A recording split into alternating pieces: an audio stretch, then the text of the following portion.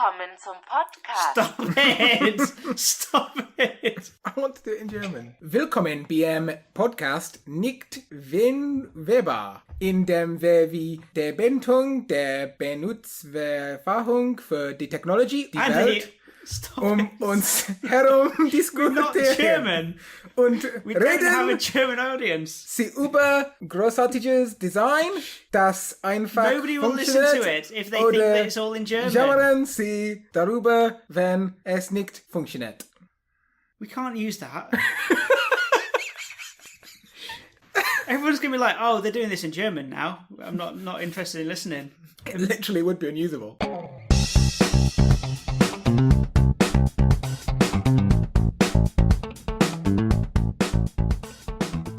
Don't do it in German. Okay. Welcome to the Unusable Podcast, where we discuss the importance of user experience in technology and the world around us, and talk about great design that just works, or moan about it when it doesn't. Hi, David. Hi, Andy. How are you? I'm all right, thanks. Yeah. Very good. Should we introduce ourselves? Yeah, go on then. Okay, I'm Andrew Waite, and I'm the product owner of a SaaS product in Derby. I'm David Ball. I'm a front-end web and app developer. Superb. Superb. Should we get down to business? Yes. What is the topic of today's podcast? What are we subjecting our poor listeners to? Okay, so this week I saw this news article, and it was about the shop, Sainsbury's, and they were showing the Queen. Okay, just for international listeners, this is a major grocery store in the UK. So they were showing the Queen around Sainsbury's and showing how shopping habits had changed over time. Okay. Because it used to be in the olden days that you would go to a shop and a shopkeeper would find the things that you wanted and give you a personal individual service. See, this is the sort of thing that the Queen has probably never ever done. If you told her that the old way was the current way, she wouldn't know, would she? Yeah, she's always got someone who goes and does all the shopping for her, probably. I would imagine she's got someone she tells to do it, who tells someone to do it, who tells someone to do it. All right, and I would imagine she's probably 10 people away from the person that actually does the shopping. Apparently, publicly, she's only ever been to the supermarket twice before, something like that. Not many times. Ever? Publicly, I don't know, every weekend she might just nip down to Sainsbury's. Oh, so you mean publicly as in as an event? Yeah, like a royal engagement. Okay. I think everywhere she goes is a royal engagement. As opposed to privately, where she just takes the Range Rover down to the offie, down to the co-op. Philip, one is nipping out for some beans. We're out of wine. Why is my Queen a lot more high pitched than yours? I don't know. Anyway, so they were showing how shopping habits have changed. It used to be that a shopkeeper would find things for you, but now you go and you find things on the aisle yourself, you take it to the checkout, and they were also showing her how to use a self-checkout, the automated self-checkout thingy, where scan something. But you don't even do either of those two things. Oh God, no, I'm lazy. I'm probably more like the Queen, to be honest. You never go to a supermarket. Just do it online. You've just been, in your entire life, you've had 2 official visits to a supermarket. I don't know if I've had any official royal engagements in supermarkets, to be honest. No, okay, so I'm lazy, and we use either Ocado or Morrison's and to get it delivered to home. Not for any reason other than it's just more convenient, to be honest. I really hate that. We've tried online shopping before, and I can't. I love to go and see what looks fresh and then build sort of a week's meals around that. So, to say, oh, this meat looks nice. So, okay, well, that means we need this vegetable and this, You still do that by looking at the website. You're picking things, and it's kind of easy to compare because it's just like a click away. I find it's incredibly... Maybe things have changed and I've only used bad online shopping systems, but I find it incredibly hard. I find it incredibly easy to discover something that I know I want, but I find it very hard to discover something that if I'm not sure what I want yet, I find that incredibly difficult. I suppose the discoverability is quite bad if you are using a shopping website. Yeah, if I was using a shopping website, I would get into a routine of having the same meals week in, week out. We sort of do get the same things. Yes, and I would miss the variety of just going, oh, we've not had turkey Twizzlers in a long time. Let's get those. They look interesting and they're on offer this week. Or I'm joking. We don't eat turkey Twizzlers. They're disgusting. But I wasn't sure. I honestly couldn't tell. You seem like a turkey Twizzler sort of guy. I don't know. Sometimes we do have a meal of, like a kid would have, like fish fingers and chips and beans or something. Nothing wrong with fish fingers and beans. But I was going to say, so we call that in our house, we call that freezer beige. Freezer beige? Oh, because they're all beige. It's always beige and it's from a freezer. So we just say, can't be bothered to cook tonight. should we just have freezer beige? Yeah, okay. Yeah. Anyway, what has this got to do with usability anyway? We're talking about usability. So this all started because the Queen was being showed how to use a self-checkout. Mm-hmm. And whenever we go to the supermarket, the self-checkout kind of always causes problems. Yeah, definitely. I know you've got a story about the self-checkout, but I don't know if you're saving it for later on. No, we can delve in. I think we should dissect the self-checkout a little bit. If you want to. And talk about it. I suppose because do they vary in different shops? I believe there's only 1 or 2 companies that actually make self-checkouts. Okay. And I think, obviously, there's some slight differences in the customizations for an individual store. Generally speaking, I think they're all made by the same people. The only ones that used to be different were Morrison's ones, but I think they gave up on those because they were so bad, and now they use the same. Oh yeah, they were awful, weren't they? Why were they bad? Yeah. Okay, so self-checkout, what happens? You have all your shopping in a basket. It only works for if you've got a basket. It doesn't work for a trolley, is that right? There are trolley ones now. If you go to Asda, okay, they have like a conveyor belt, and you load it onto the conveyor belt and then check out yourself. Right, okay. Yeah, it's strange. Just by scanning it into the barcode thing and then popping it into the bagging area? Yes. I was looking at some articles. I was trying to find us a bit of information, a bit of background about self-checkouts. Yeah. And I found an item on Bo Hart's website. So Bo Hart, UX designer. They did a project where they looked at redesigning a self-checkout. But before they did that, they did some research into the problems with the existing ones. And so I just thought the list of problems with self-checkouts was a pretty concise list. So I was going to just read through that and hit me. Use that. Okay. People don't like that an intervention by an attendant is needed too often. Ooh, yeah, way too much. Well, the advantage, okay, from the shop's point of view, the advantage of self-checkout is that you can have one member of staff that's sort of looking after lots of self-checkouts, which means that maybe you can get like 10 people through and out of the shop and happy faster than you can serve people in a one big long queue. Yeah. So there's obviously a speed improvement and a cost reduction from the supermarket's point of view. Yeah. Which is why they do it and why they push people to do it, because they often don't open many manned checkouts to try and force people, don't they, into the self-checkouts. Sometimes, though, you have to choose between the self-checkout or the human being. What, when there's nobody at either? Yeah. What's best and faster? 'Cause sometimes I will choose the human being because I think one person who knows what they're doing, like the absolute pro checkout operator, could get things through faster than me going, oh, I don't know how to press these buttons on the self-checkout. So I judge it personally based upon 2 factors, and one is my willingness for social interaction at that particular time. Because sometimes you just want to talk to a computer. Don't want to talk to a human being. Sometimes I'm just in my own world and I don't really want social interaction. Other times I'm very open to it. It does tend to vary as to whether I feel like it. The other thing is whether or not I know I'm going to, in advance, I'm going to get problems that I'm going to have to call an assistant for. So if I'm buying alcohol, for example, oh yeah, I'll just go. I'm just going to shortcut this and go to the human. Yeah, because you can't self-check out with alcohol, because otherwise, like, some kids would be able to do it. Yeah, but that's one of the reasons that intervention is needed, right? It's usually for age approval or because something weighs the wrong amount on the scales. Or the next thing is not enough space for bagging. Oh, right, yeah, okay. Oh, because, so you scan your item, you pop it in the bagging area, and it weighs it to make sure that you've not, for example, scanned a Twix and put in a gold-plated plate. Gold-plated plate? Where are you buying these gold-plated plates? That was one of the things that the Queen asked about the self-checkout when she was shown. She said, how do you stop people from cheating? And the guy said, well, everything's weighed, and if it's not being weighed properly, then you can't leave the shop. It's so easy to fool, though. So I've had it before where there's this weird circumstance where you scan something and it goes, put it in the bagging area, and then it seems to almost like give up after a while. What do you mean give up? So I've only ever been to persistent self-bagging. No, I don't know what it is that causes it. I probably couldn't replicate it if I was trying, but I have had scenarios before you scan something and then, for whatever reason you're faffing trying to get a bag open so you can put the item in there or whatever. And then by the time you actually put the item in there, it's no longer looking for the item, and then it goes unexpected item in the bagging area because you've just placed what it was asking you to place in there in the bagging area. So then you have to take it out and you've got this item that you have scanned, but it won't allow you to put in the bagging area. So what you do, put it on the floor. I usually put it on the floor or hold it. I don't think it would get to the next stage without properly weighing it though, because otherwise anyone could cheat. It does. I don't know what the difference is, but somehow you can cheat it. I've had a problem before where I've bought something very, very light, like a birthday card, and it says pop it on the scales. You do, and it's so light it can't even measure it, so it just doesn't know.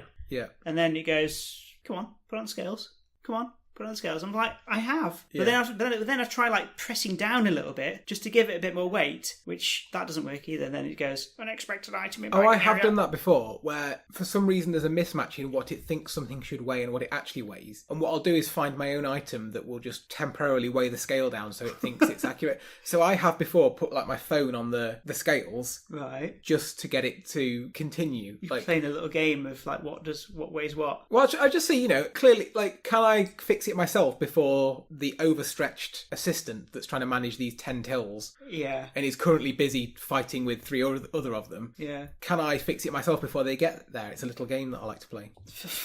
Exciting stuff. Shall I rattle through this list anyway? So we Please. had intervention by an assistant needed often, not enough space for bagging, looking up items without barcodes. Ooh, yeah. If you get some fruit, one banana's not got a barcode on it, so you have to sort of find it in some sort of list of items. You've got to keep scrolling through this list to try and find banana. And sometimes the categories are really difficult as well. Like, what was I buying the other day? Oh, I know one. I was buying a salad, right, and I'd made things difficult for myself, sort of, because you can get small, medium, or large salads, but they didn't have any medium pots. You know, the self-serve salad where you just pop it in a pot? Yeah. They didn't have any medium. And so the guy who I spoke to said, well, just get a large, fill it half full, take that to the checkout, and then it'll be fine. Took it to the self-checkout. There's no option for what he just described. And I'm trying to find, like in the lookup items, medium salad. But it wasn't there. There. Because they have a barcode on the bottom of the pot, don't they? So you needed That's right. You still needed a pot, even though... Yeah, so without the barcode, I couldn't do what I wanted to do. Or it was probably in that long list. Yeah. But I've had it before where, they usually categorise it as like fruit and veg and bakery, for example. But sometimes it's ambiguous whether something is fruit or veg, for example. Tomatoes. Yes. Like, it's technically a fruit. Yeah. Sometimes they have like fruit veg salad, and again, like something could be like is an onion a vegetable or is it a salad item? I don't know. Yeah. And I've spent a long time looking through pages and pages and pages of like items before trying to find it. Yeah, because there's a lot in there. They always have a picture though. That's quite good. True, although sometimes the screens aren't very high resolution, and especially when you're looking at bakery items, like one beige pastry looks exactly the same as the next beige pastry. So true. That's kind of tricky. It's hard to differentiate scale as well. So like, are you buying a mini pan au chocolat or a large pan au chocolat? The pictures can look the same, yeah. Oh, that's the problem when we do the online shop, actually. Sometimes... Oh, I've heard it, yeah. You told me about this before, this is funny. I can't even think what it was, but just a small pot turns out to be giant. What about the wine glasses you bought? Oh, the wine glass... Oh my god, yeah, there's wine glasses. You can fit an entire bottle of wine in each one. You thought they were just normal sized wine glasses? Yeah, because it just looks like a normal wine glass, but yeah, it's actually giant.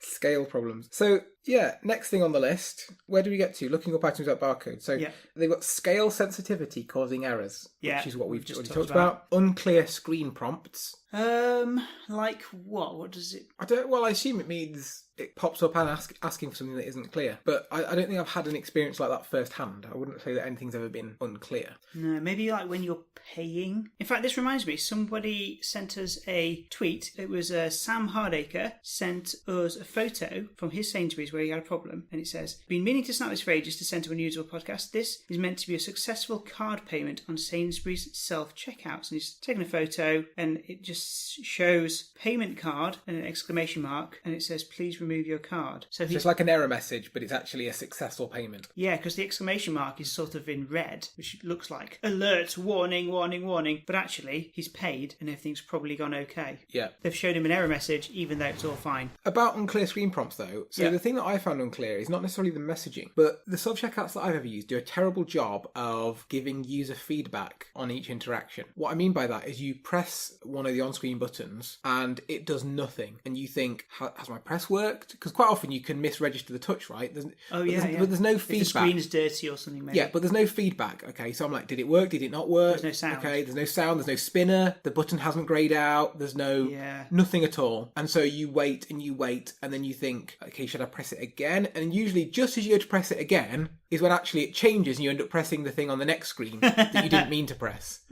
And this seems to be universal across all the self-checkouts I've ever tried. And all it would take, because obviously there's some processing going on there, and I mean, ideally it would be instant, right? Ideally you would press and it would just instantly go to the next screen. But maybe that's not always practical, which is fine. But it should at least let you know you've pressed it. It should probably lock all the controls and have a spinner on the screen saying, please wait. Yeah. It's fine.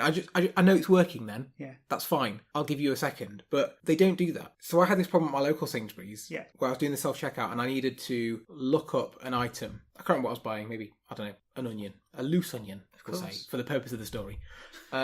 I would press look up item on the screen. Yeah. And then what that should do is then give you the options to choose from. Do you want fruit, vegetables? Here's some quick items, okay? Yeah. And I pressed look up item and it was so slow that I didn't think it had worked. So I pressed it again. Yeah. But as I pressed it again, it just immediately changed to the next screen. And so I accidentally added a medium cappuccino to my basket, to the basket. And then it said, please place the item in the bagging area. And there was no option to cancel, which is a problem in itself. No option to undo or cancel. Oh, right. Yeah, there's no undo. So once you've said that you're buying something, you can't delete it from the basket. Well, that's a separate thing. We'll come back to that in a second. All right, fine. But I said I was buying a cappuccino and it was like, you better put this in the bagging area. And I was like, I don't have a cappuccino.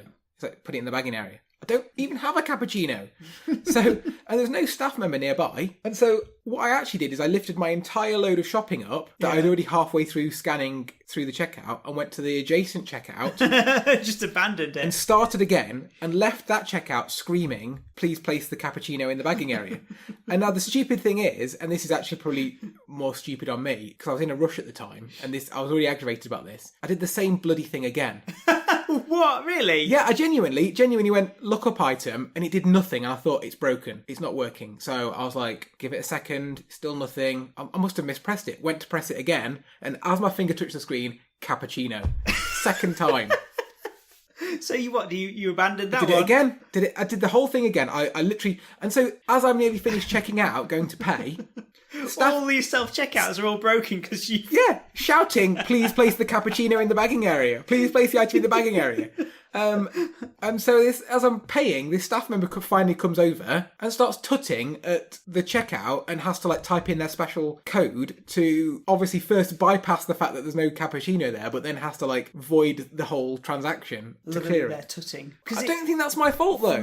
From their point of view, you've ruined all their self-checkouts. But I think that if you had the ability to undo, this wouldn't be a problem. Or if they solved the problem to start with. Yeah, I think the lack of ability to undo comes down to a lack of trust in the user. Yeah. And I think that shows in the scales as well. So the scales, these really pernickety scales that have to weigh everything you buy to make sure that you're not gaming the system. And that really bugs me because the supermarket's clearly making a huge saving on staff costs. So you can't let people just walk out. How far can you trust people? You're walking out with that gold-plated plate that you're talking about. It just weighs the same as an onion.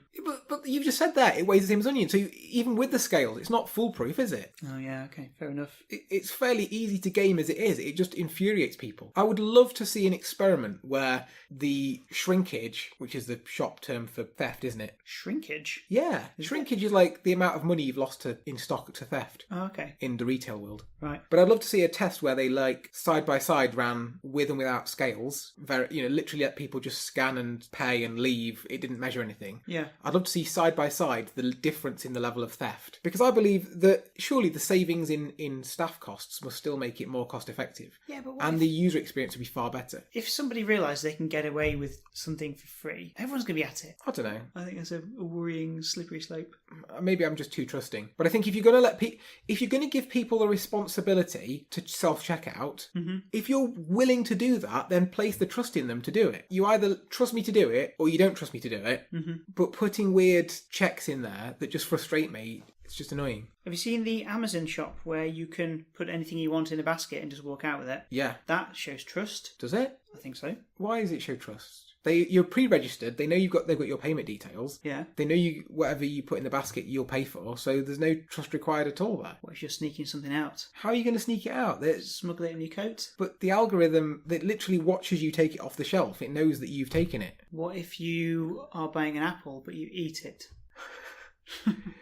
What if you're going through all of the grapes, just taking one grape off every bunch, scoffing those in the shop, and then you come out, you're just full.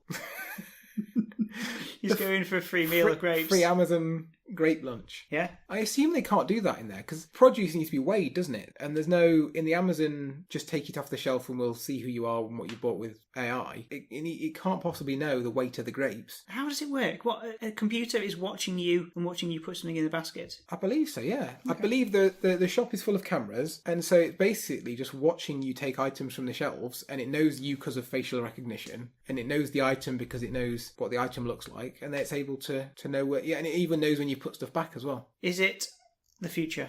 I don't know. I think it's quite an invasion of privacy, isn't it? Not really, because the self-checkouts at Sainsbury's, our local Sainsbury's here, one thing I've noticed they have recently is an addition to the top of the self-checkout where they've got a camera, but it's essentially a screen looking at you so you can see yourself like a mirror. I think that's more just for the fact it's there as a theft. Like people see it and go, oh, I'm on camera, I'm not going to steal anything. Yeah, same thing. You're on camera there. You're on camera wherever you are in a supermarket, I'm pretty sure. Yeah, but I think it's very different, to me at least, it's very different just recording someone and archiving it and maybe looking back at it. If there was a theft that day, we need to review that footage. Yeah. That's very different to, we're going to record everyone from 25 different angles at any one point, and then we're going to shove that into like a huge data warehouse and do mass processing on this data and be able to facially recognize them and everything that they've ever bought and keep this in a centralized database. To me, that is a very different privacy beast. Yeah, okay. This article also has some reasons why people prefer self-checkouts. Which I Okay. think we've already explored a couple. Okay, go ahead. So self-checkouts are perceived as quicker, even though there are sometimes issues. Yeah, okay. Well, because you're doing it yourself. You don't have to rely on another person. And you often don't have to stand in as long a queue. Yes, Often, true. but not always. True. The subjects felt that they had more personal control. I think that's important for me, actually. I like to be in control of things, and that's one of the things that I tend to go for a self-checkout because of that reason. I think I am the opposite. I like to not be in control of it, and I want someone else to do it for me. So you would rather go to a human? Sometimes. But Okay. but the reason why I don't is because they usually have queues. This next one is good. Go on then. A sense of privacy when buying sensitive items. Oh, right, okay. So if you're buying something a bit Saucy. saucy, Yeah. Ketchup. ketchup. Something a bit saucy. But yeah, if you want to buy a jumbo pack of lube and some rubber gloves, Okay, right. then maybe you don't want to go and see Marjorie on till 6. Yeah, because she'll be investigating your business. Good- What's this for? Good weekend then. Good weekend. Yeah. Just as a side note, we used to do that when I was at school. We got hold of one of my teachers, their Tesco club card. Oh God. And you know how Tesco Club Card, like, basically monitor what you purchase and then sort of profile you as a shopper and send you personalised vouchers and stuff? Oh, right, okay. So what we would do is we would go to the local... I have no idea if it actually worked, but we would go to the local Tesco and use our teacher's club card and just buy some, like, random... Really dodgy items. yeah, just weird Just things. so that they get some vouchers through the post. Yeah. You are playing the extreme long game on this joke. Yeah. We found it I hilarious don't at the know time. if the payoff is going to be good enough. Well, we didn't even find out. I mean, why would we know if our teachers suddenly got a voucher book for, like, weird things? But yeah, we would do that. We would just go and just, like, buy the weirdest things we could think of and use his club card. So he would get the point. He'd get some points, to be honest. He was actually quids in. Yeah. I'd love it if they sent him a message like, regarding your recent purchase, sir.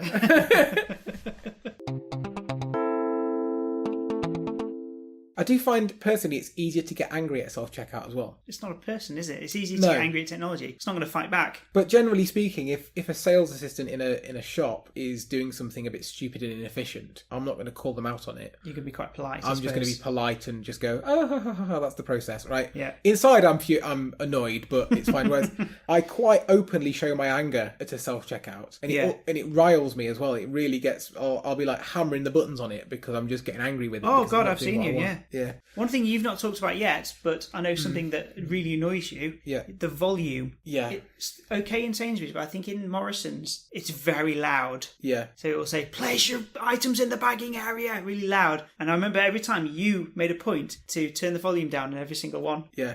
But I think they reset themselves. Oh, right, And I think okay. on some now they've removed the volume control as a thing, which is really annoying.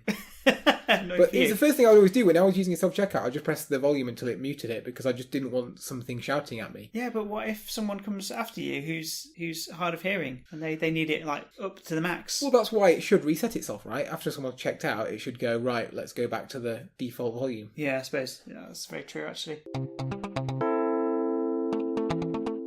Did you notice, by the way, that they've done a celebrity edition at on the self-checkouts at Marks and Spencer's? What? Yeah, they've got a tie-in with the TV programme Britain's Got Talent at the moment. Right. Marks and Spencer's is sponsoring that TV programme, so as a tie-in to that, the self-checkouts use the voices of Ant and Dec, the TV No presenters. way. Yeah. I mean, if that's a trend, where's that going to end up? Maybe soon they'll let you choose. So, like, you know, like, there was that fad for a while where sat-navs, you could, like, install Arnold Schwarzenegger's voice on it. Yeah. Maybe you can go to your self-checkout and it'll go, which celebrity would you like to help you check out today? And you could choose, like... You could choose your favourite one. Arnie. Of the moment. Place the item in the bagging area.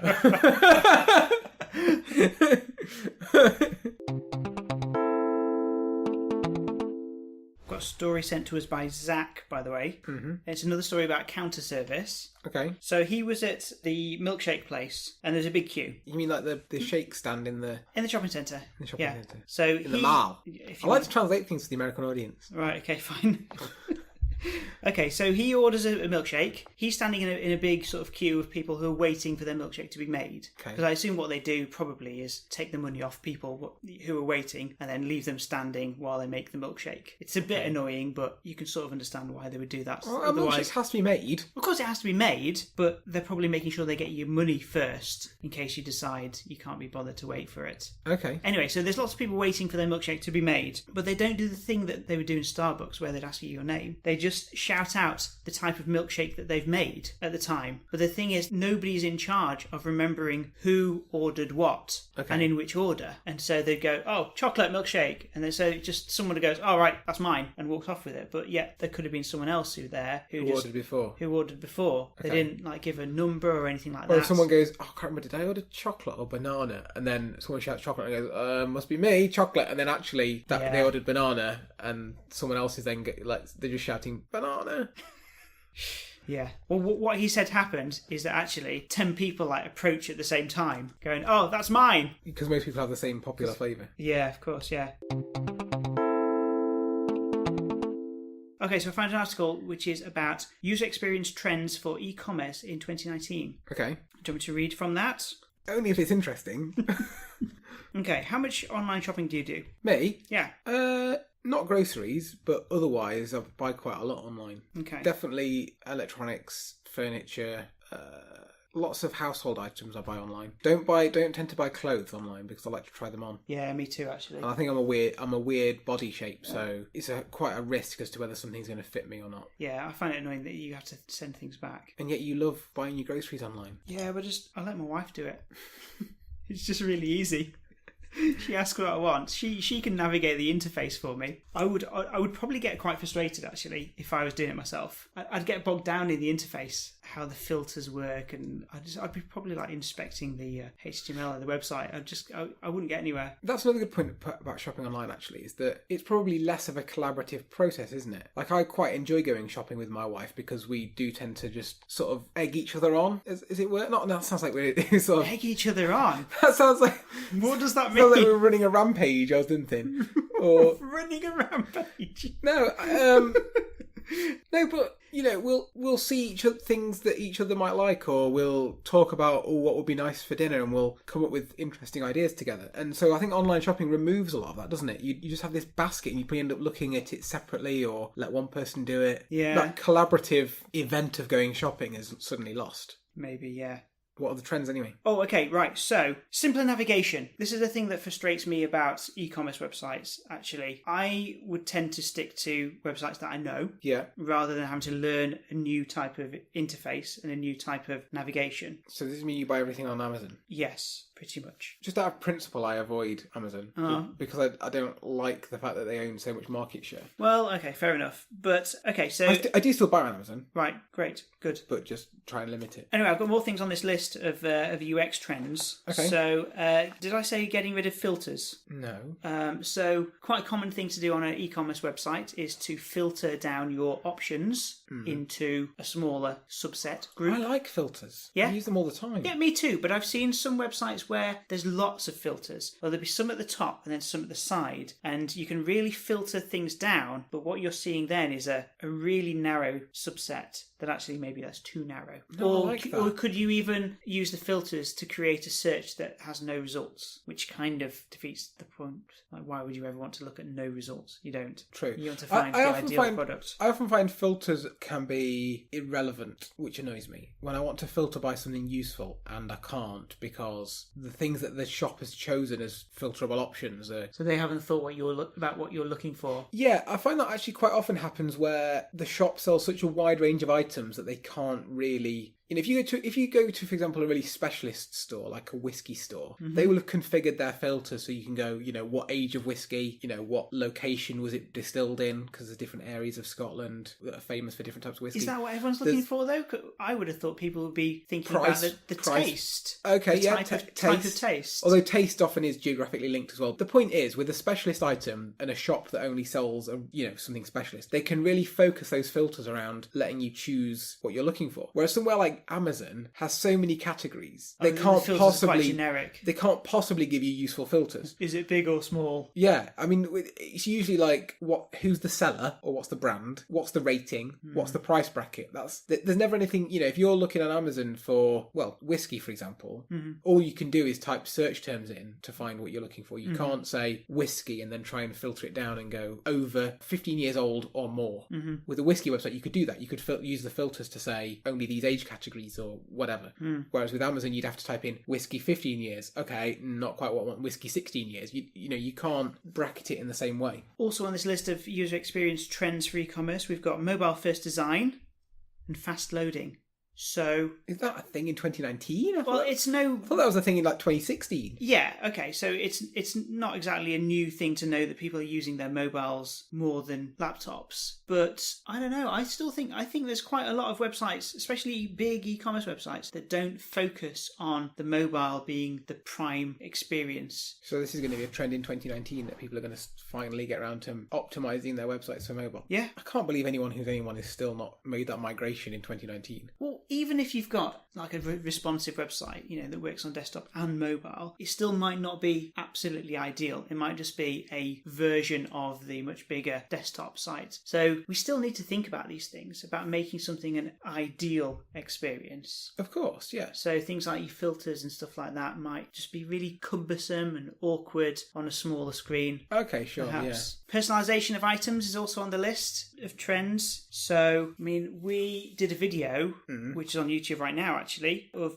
us looking at Wish website, the Wish app, where you had a personalised feed of products. Okay, so this is something I was going to say. Yeah. So one of the things that we spoke about in that video about Wish is, because I criticised it for almost being like a spammy social media feed in the way that you can just scroll forever. Yeah. And it will just keep showing you more products. But I can't remember if it was you. I think it was you that said it. It might have been me. I can't remember. But if it was sensible, it was me.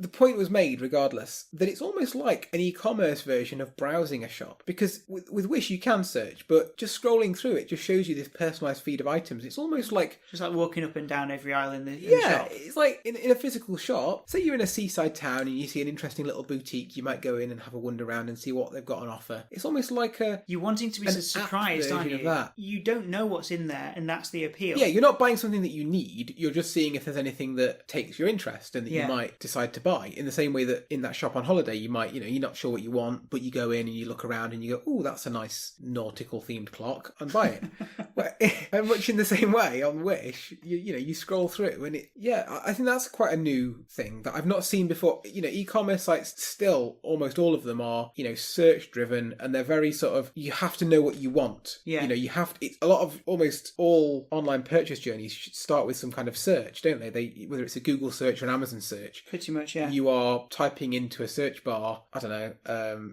slippers or something that you want to buy, and then you're being quite specific already. So it's almost like that discoverability element's been lost, but something like Wish brings that back again, doesn't it? It brings back the let's show a selection of things that they might be interested in. And most other websites that I can think of will display you the items in the order that the items were uploaded to the site, probably, rather than what might be useful is showing you them in the order of your own preference. Your own preference, yeah. If they think that you and everything they know about you from your search history or however they're profiling you, if they know that this item actually is probably going to be what you're looking for compared to this one over here, show you the first one. Show you that first. Yeah, if we can know that, then yeah, definitely. I mean, that's a huge amount of processing power and algorithms required to do that, but yeah. Yeah, I suppose. Can we say hello to our latest Twitter followers, Andy? Oh, yeah. What is it? Why? Have you been learning German or something? No. Okay, we have Laura Parker. Guten Tag. Right, okay. Janie UX. Guten Tag. Mathana Paquette. Guten Tag. Fraser Hood. Guten Tag. Tim Mode. Guten Tag. Ina Jalil. Guten Tag. John Westwith. Guten Tag. Heidi Sergel. Guten Tag. Michelle J. Martin. Guten Tag. Don Wilkinson. Guten Tag. Are you getting tired of saying Guten Tag yet? No. You chose to do it. Jeff Wong. Guten Tag. Kyle Knight. Guten Tag. Emily Hewitson. Guten Tag. And Jason Saki. Guten Tag. Right, good. We've had some Twitter comments. Woo! Some nice ones as well. So Dan, who's from Ireland, says, the Unusable Podcast is bloody brilliant. I shall henceforth input, I want to buy some cheese into every ill-timed feedback modal I encounter. Where did that come from? I don't know. I can't even remember. It sounds like something that you would say. No, I think you said it. I think you said I want to buy some cheese. Yeah, you said, I want to buy some cheese, and I can't remember why. Don't know.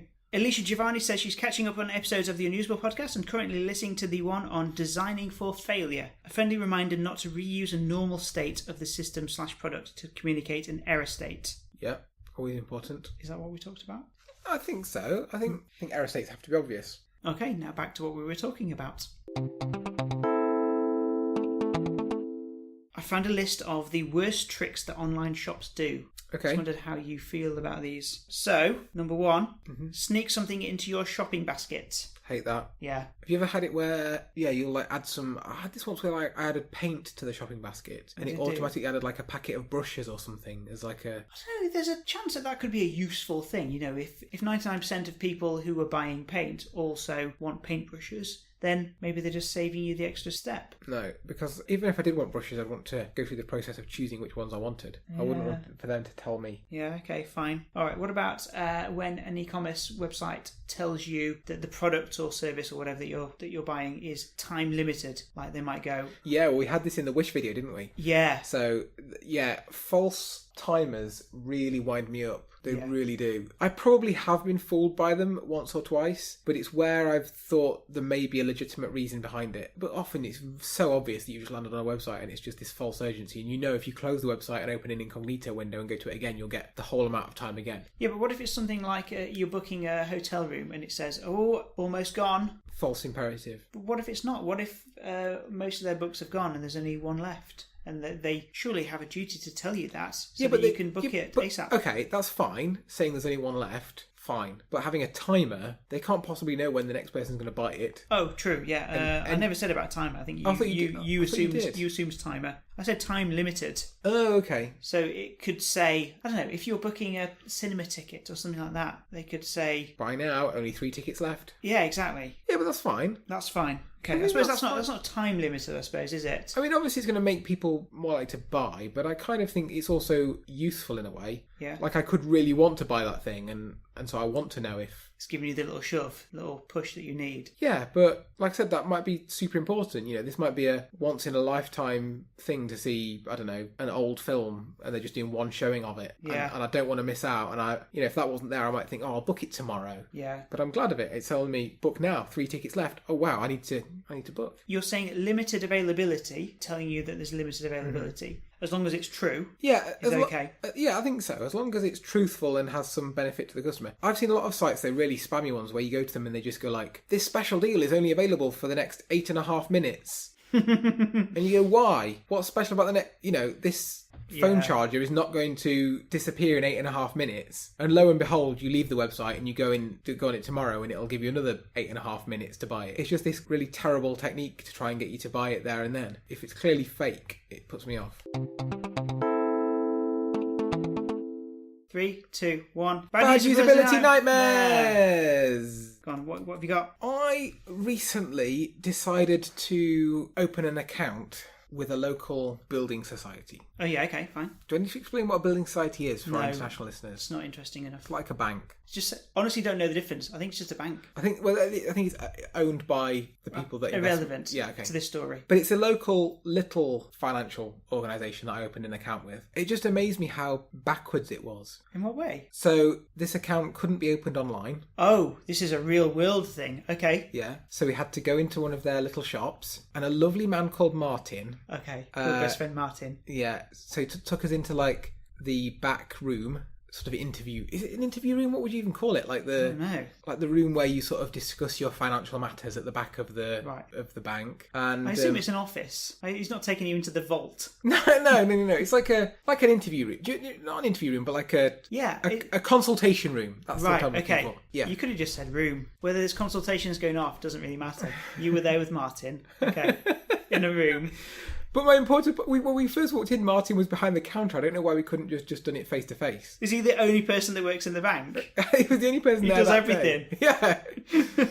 Okay. And we went through this whole process of sort of opening this account face to face, and then at the end of this sort of lengthy process that had us go in there, we got this little book, which is a savings book. Do you remember those from years ago? Savings book. Oh my god, yeah. Where your deposits are listed one by one. Yeah, but you had to go into the bank and they print out. You have to give them the book and then they print out the balance on the book. Is that right? Yes. Okay. So that's what we have to do now. So any money that we put into this I think account, you've chosen this. You could have got an online bank like anyone else. So the main reason is it gives us, we're thinking about moving house, and it gives us free mortgage advice. Okay. If we have this account with this particular strange bank. So that's why we opened this account, for this benefit. Okay. But yeah, when we pay money into it, we have to take our little book to the physical shop, and they have to put it into the printer, and it updates it with the extra line items. Is this the nightmare?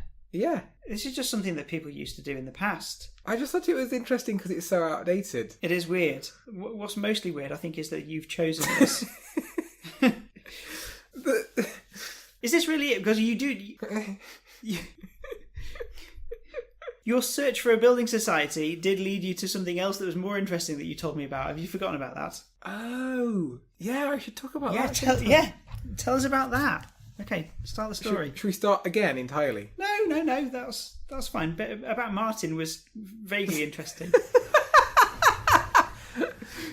So the other thing about the bank that I had to go and visit is I needed to know where their branches were. So I live in quite a rural area, so I have to drive to a town. Yeah. And I needed to know, where was the closest one? Which town can I drive to? So I went on their website, and they have a branch finder. Oh, so they did have a website at least. Yes. Right. Yeah, not that you can manage your account through, but you can find out information. Okay. So their branch finder Yeah. allows you to type in where you're located, and it will tell you in order of how far they are away the nearest branches, which is great. Next to each branch is like a colour-coded key, some coloured circles.